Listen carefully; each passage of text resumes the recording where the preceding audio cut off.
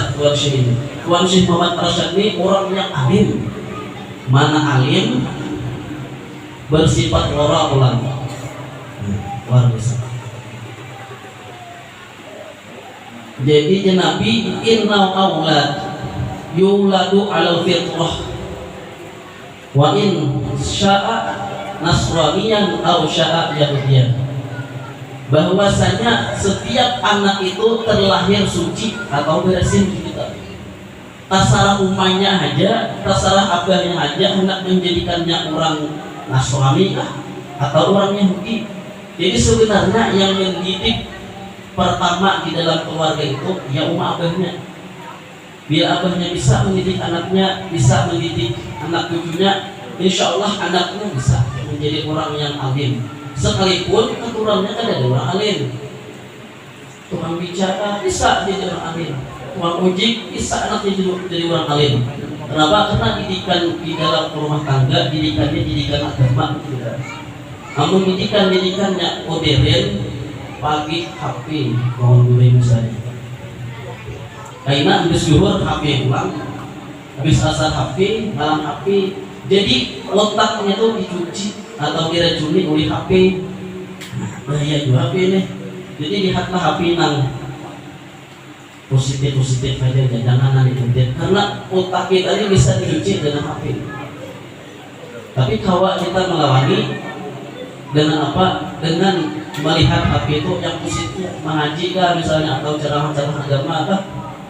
Tuh, luar biasa HP itu malah lebih benar. Jadi menghendak anak kita itu orang yang baik, kita juga nama milih. Kita hendak jadikan apa? Hendak jadikannya orang beragama Islam kan? Atau hendak kita jadikan orang Nasrani kan? Atau Yahudi? Bisa juga anak kita beragama Islam, tapi apa? Dididik dengan perbuatan agama apa? Dididik dengan gawean orang Nasrani atau orang Yahudi. Nah ini goblok juga. Ini Tuan Syekh Muhammad Arsyad Al-Banjiri dia seorang yang sangat alim, yang menguasai berbagai ilmu agama, yang sangat salih, yang sangat bersifat ora, seorang ulama besar yang menghimpun antara ilmu zahir dan batin. Nah sini terkenal wali Allah Subhanahu wa taala. Jadi wali Allah itu banyak, ada yang sugih, ada yang miskin, ada yang sederhana, ada yang kurangnya nang standar dewa kita. Jadi kada kawa kita nih memandang wali itu kita nang besar-besar aja kada kawa. Kayak apa aja bang wali ini orang alim, mana sugih pulang aja, kayak presiden mau urusi harta aja. Ada dahulu seorang pemuda ini hendak mau uji, hendak mau uji si wali ini. Menjadi pemuda, aku hendak berilang hak awal ini. Si ini sugih benar orangnya, sugih benar. Jadi berilang naik. Ujar orang kabar di kampung, si itu wali. Jadi dia pemuda, aku hendak berilang naik. Kayak apa wali itu? Padahal si itu sugih luar biasa. Iya wali ya. Jadi pemuda ini kayak ada percaya lawan wali. Kenapa? Karena jarang-jarang wali sugih. Tapi sekarang banyak wali yang sugih-sugih. Nah tapi tidak meluputkan itu kehendak Allah Subhanahu wa taala sudah. Jadi berhilang, sudah berhilang. Ujar pemuda tadi, wahai Tuan Syekh, jujur kah biar wali? Ini sih wali. Kayak apa? Biar mau harta dan sing banyak kan ini luar biasa banyaknya. Aku di sini mau harta dengan bisa apa sih ngurusnya? Masalah lain kayak apa kayak sudah. Aku aja pemuda ini hendak melihat harta yang banyak kayak apa?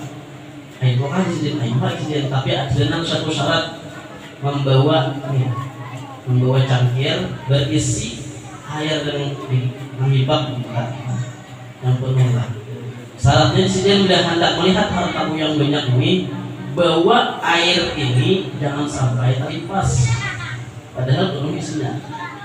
Jadi perjalanan pemuda ini lihat di kamar. Luar biasa. Abu Hasyim As-Sajili, Al-Imam Abu Hasyim As-Sajili, ranjang sini itu emas paling besar.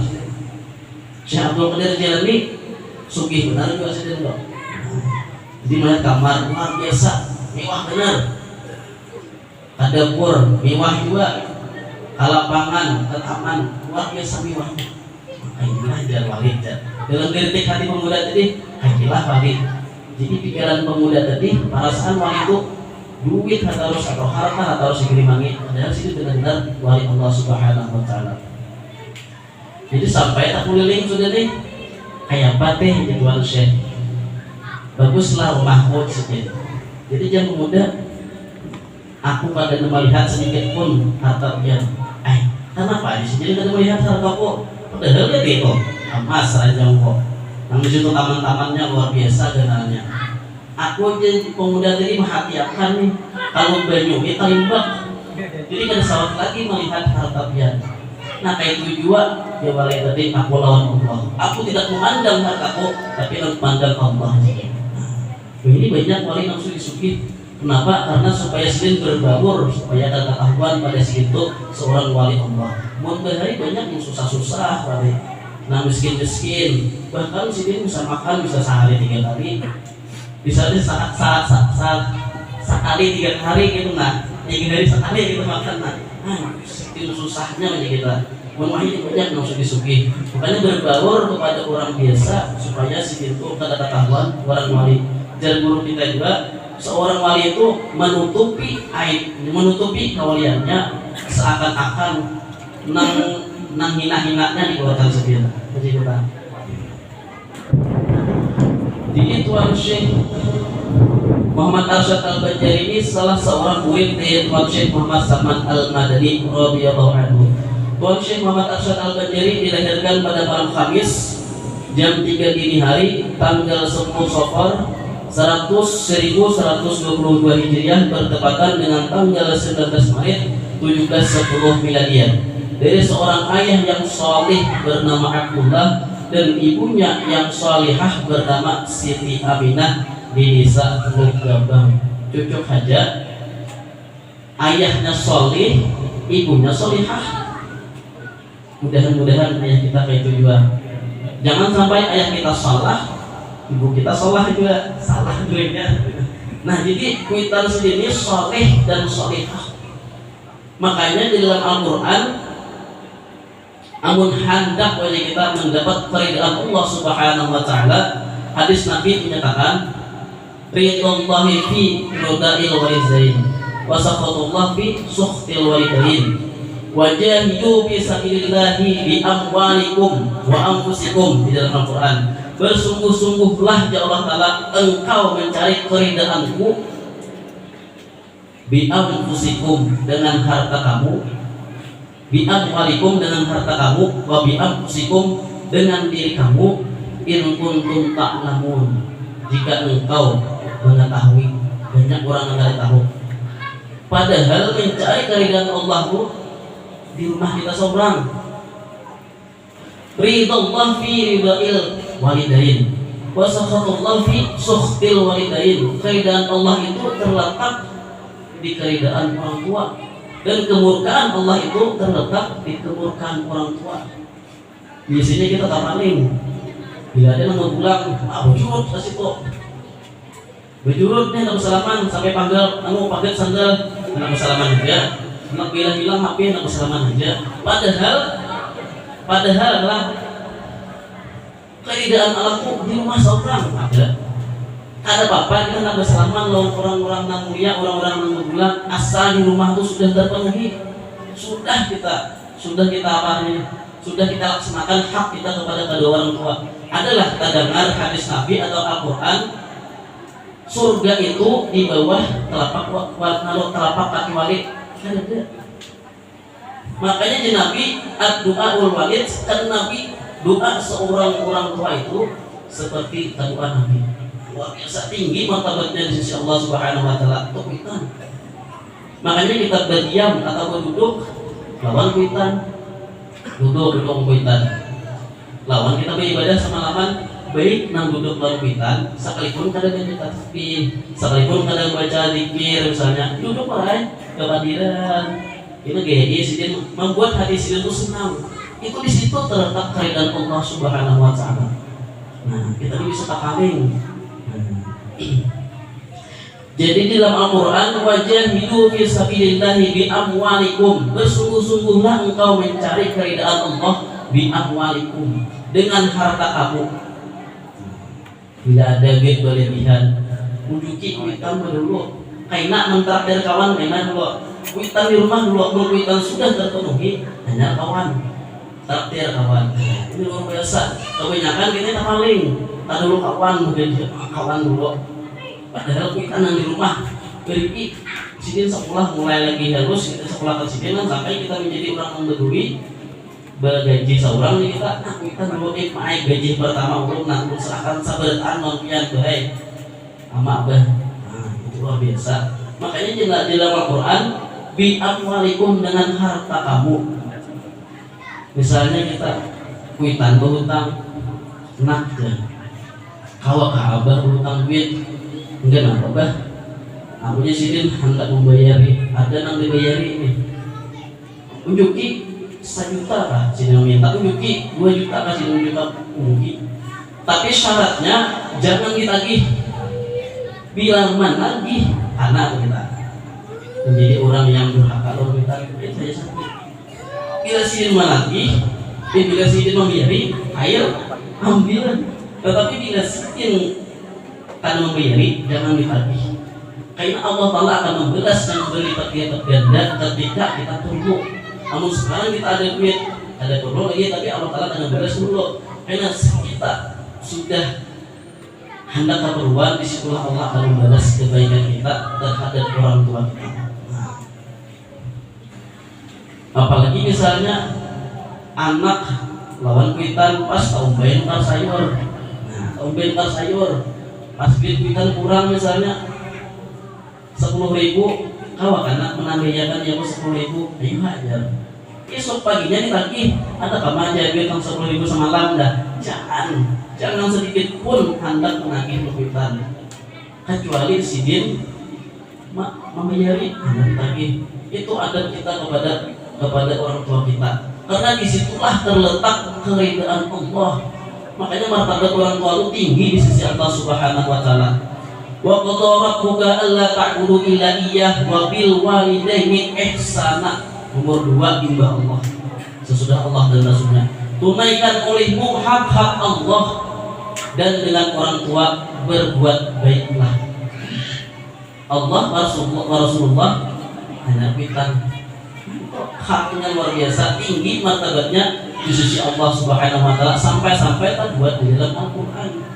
Ada kita disuruh mencari kurang misalnya macam-macam ini banyak bagi kita. Amun kada kawa jua lawan duit bi'aun pusikum, dengan diri kamu. Kayak apa caranya?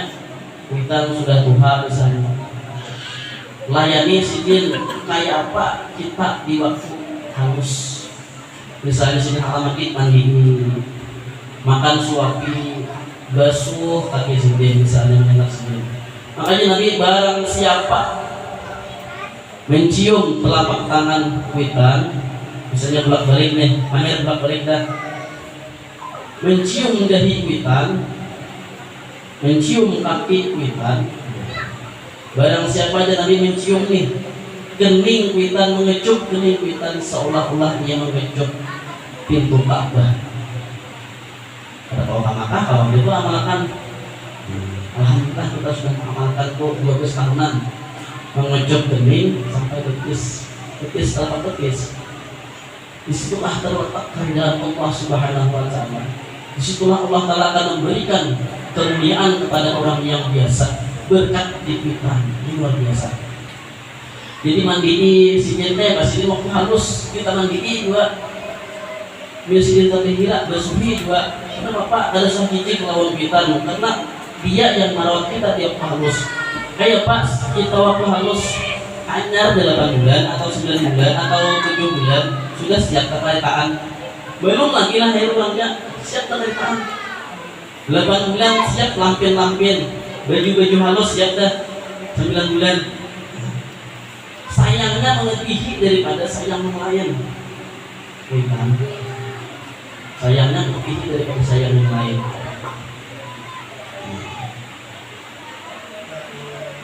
kue muhasidin kayak sidin, karena hati itu berbolak-balik. Bisa aja nih bibir tersenyum tapi hati sakit. Bisa aja kita tuh supaya anak-anak kita nih kadang mendengar kita berhingai sidin padahal sidin sakit. Nah kayak apa supaya kita tuh hati sidin gembira terus, karena disitulah terletak keridhaan Allah Subhanahu Wa Taala. Nah di sini Syekh Muhammad Arsyad Al-Banjari ini ayahnya seorang yang saleh dan ibunya solihah, luar biasa. Mana saleh, mana solihah, anaknya terkumpullah disebut ilmu-ilmu yang berbagai macam, luar biasa. Beliau merupakan anak yang baik, yang soleh dengan budi pekerti, luhur dan menunjukkan tanda-tanda kecerdasan yang tinggi. Karena itu ketika Sultan berkunjung ke Lukabang dan mengetahui kebaikannya, Sultan langsung tertarik lalu menjadikannya sebagai anak angkat dan sangat menyayanginya. Wujud rasa sayang Sultan ini adalah diberkatkan beliau dengan biaya kerajaan ke tanah suci Mekah pada usia sekitar 30 tahun untuk memperluas ilmu agama. Sebelum berangkat beliau terlebih dahulu dinikahkan oleh Sultan dengan seorang perempuan yang salihah warga istana bernama Bajud. Beliau bermukim di tanah suci sekitar 35 tahun, selama 30 tahun di kota Mekah Al-Mukarramah dan 5 tahun di kota Madinah Al-Munawwarah.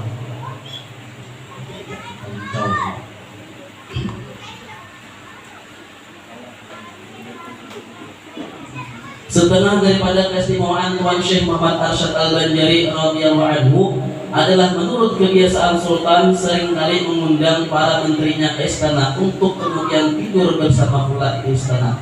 Dan pada suatu malam Syekh Muhammad Arsyad Al-Banjari turut pula tidur bersama-sama dengan para menterinya itu tatkala dini hari. Hampir subuh salah seorang menteri terbangun dari tidurnya dan kebetulan terlihatlah olehnya badan Syekh Muhammad Arsyad terangkat dari tempat pembaringannya, lebih kurang sehasta tingginya, seakan-akan tidak percaya dengan penglihatan matanya yang baru saja terbangun dari tidurnya. Nah jadi menteri ini uji kita bangun atau belum pada Datuk Kalampayan, sekalinya melihat awak Datuk Kalampayan itu tak angkat sahasta tinggi, sahasta itu saya bilang ini kan tinggi, sahasta itu tinggi, tak angkat uji kita, seakan-akan tidak percaya dengan melihat tadi. Kemudian menteri tersebut dengan cepat merangkul tubuh Syekh Muhammad Arsyad Al-Banjari yang sedang terangkat naik itu. Lalu terbangunlah ia kemudian menangis. Imah dirangkul oleh menteri, terbangun menangis, lagi menangis. Datuk Kalampayan yang menangis. Ketika ditanya, menteri tadi menanya, mengapa gerangan sampai terharu hati supaya menangis? Jadi dijawab Datuk Kalampayan bahwa ia sedang bermimpi diajak orang naik ke atas langit, dan waktu sedang bersamaan naik tiba-tiba terbangun karena dirangkul itu. Ini orang alim bukan? Pas sidin hendak naik ke atas langit, mana terbang lagi dirangkul oleh menteri, terbangun naik. Sini aku ada sound lagi ini orang di jalanan ke langit. Ini orang yang luar biasa, orang yang sudah diangkat oleh Allah Subhanahu Wa Taala jadi wali Allah. Yang jarang-jarang terlihat tuh kita kawan lihat oleh orang lain. Dirangkul pas saya sini ada oleh jalanan, namun kita guring angkat misalnya, itu tak jumpang bagi ranjang kita. Namun sini imam, itulah kelebihan dari kita diberikan oleh Allah Subhanahu Wa Taala karamah. Setengah daripada keistimewaan Tuan Syekh Muhammad Arsyad Al-Banjari radhiyallahu anhu adalah ketika beliau ikut belajar bersama di Masjid Nabawi. Beliau duduk di sudut atau di puncak kita. Sekali dan para murid lainnya tidak ada seorang pun yang menoleh kepada beliau sebagai kawan yang baru. Karena orang Jawi pada masa itu masih dianggap rendah sekali tingkatannya, pengetahuannya jika dibandingkan dengan orang Arab di sana. Nah kita sini itu di puncak waktu belajar di Makkah Jadi orang di Makkah itu biasa aja mandang sidin karena di Arab tuh jadi kita orang Jawa ini atau orang Kalimantan ini biasa aja karena ada kelihatan orang nang alim. Kemudian sekali peristiwa tatkala Syekhul Islam Syekh Muhammad Sulaiman Al-Qurbi itu sedang memberikan pelajaran, terhenti kepada suatu masalah yang agama yang sulit. Kemudian ditanyakan kepada sekalian muridnya, kalau ada yang mampu memecahkan masalah tersebut, namun rupanya segenap murid pun tidak ada yang dapat memberikan jawaban. Nah, ketika kita pada suatu saat nang perguruan sidin ini Syekhul Islam Al-Qurbi memberikan jawaban.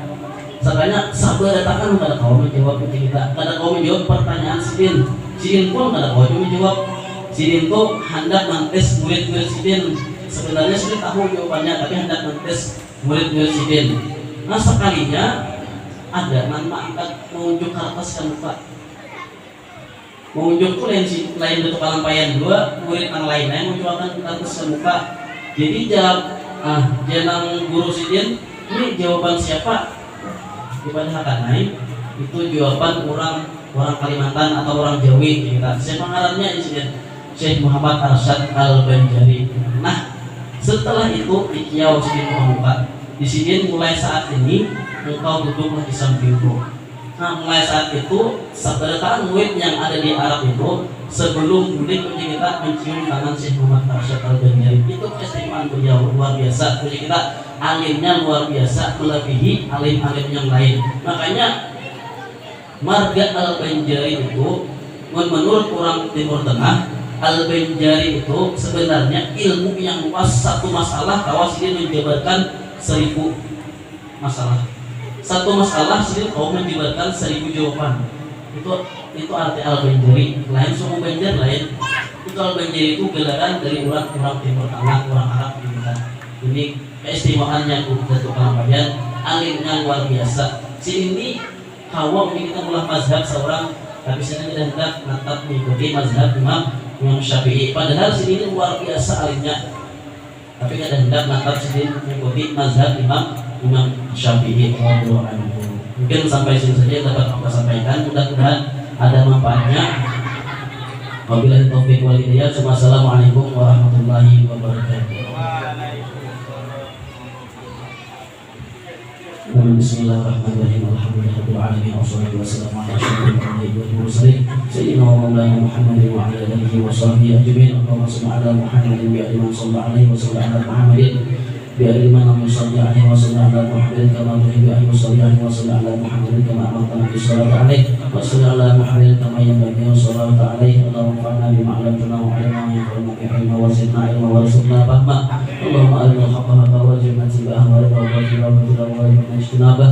Allahumma qudus samawati wa sihhata wa afidana wal muslimin wal muslimat wal mu'minina wal mu'minat minal hadirin wal ghaibin ya arhamar rahimin. Allahumma